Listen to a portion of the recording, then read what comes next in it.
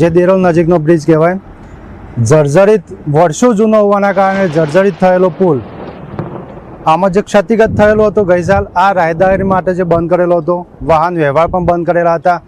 આ વર્ષે વાહનોએ નાના મોટા ચાલુ તો કર્યા, પરંતુ આગળ જતાં જે પુલ હતો એ ક્ષતિગ્રસ્ત થયેલો હતો.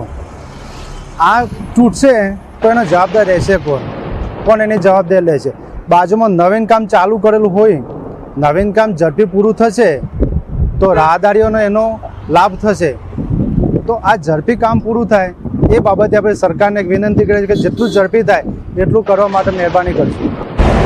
દેરોલ જે બ્રિજ બનાવવામાં આવેલ છે, વર્ષો જૂનો બ્રિજ છે, જે ગયા વર્ષે પણ વાહન વ્યવહાર માટે સંપૂર્ણપણે બંધ કરવામાં આવ્યો હતો અને એની મરામત કરવાનું અને ઉપર કલર કામ કરવામાં આવ્યું હતું ખાલી, જે અને જનતાને ખૂબ જોખમ છે.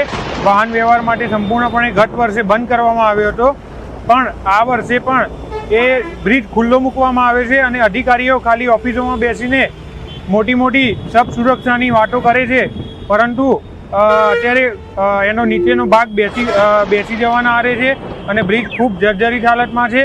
તો તાત્કાલિક ધોરણે બ્રિજ વાહન વ્યવહાર માટે બંધ કરવામાં આવે કાં તો એમાં યોગ્ય પગલાં લેવામાં આવે.